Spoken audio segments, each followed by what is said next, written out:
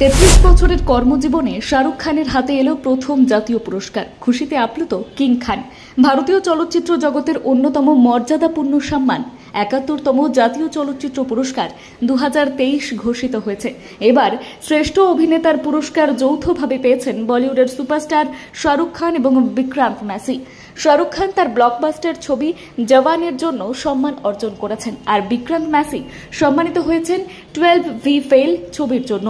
এই ঐতিহাসিক সাফল্যের পর শাহরুখ খান ভারত সরকার, জুরি এবং তথ্য ও সম্প্রচার মন্ত্রককে সোশ্যাল মিডিয়া প্ল্যাটফর্মে এক্স হ্যান্ডেলে একটি ভিডিও বার্তার মাধ্যমে আন্তরিক ধন্যবাদ জানিয়েছেন। তিনি বলেন, এই পুরস্কার তার কাছে শুধু একটি কাজের স্বীকৃতি নয়, বরং এটি একটি অনুস্মারক যে অভিনয় কেবল পেশা নয়, এটি পর্দার বাস্তবতা তুলে ধরার একটি গুরুত্বপূর্ণ দায়িত্ব।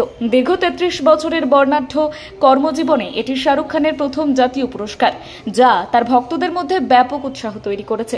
1992 সালে দিওয়ানা ছবির মাধ্যমে বলিউডে আত্মপ্রকাশ করার পর শাহরুখ খান বাজিগার এবং ডর নামে ছবিতে খলনায়কের ভূমিকায় অভিনয় করে নজর কাড়েন। পরবর্তীতে দিলওয়ালে দুলহানিয়া লে যায়েঙ্গে ছবির মাধ্যমে তিনি কিং অফ রোম্যান্স হিসেবে পরিচিত লাভ করেন। সাম্প্রতিক বছরগুলিতে তিনি পাঠান এবং জওয়ানের মতো অ্যাকশন নির্ভর ছবিতে অভিনয় করে বক্স অফিসে ঝড় তুলেছেন। তবে খবর পাওয়া গিয়েছে যে তার আসন্ন ছবি কিং এর সেটে শুটিং চলাকালীন তিনি পেশিতে চোট পেয়েছেন এবং চিকিৎসার জন্য বর্তমানে আমেরিকায় রয়েছেন।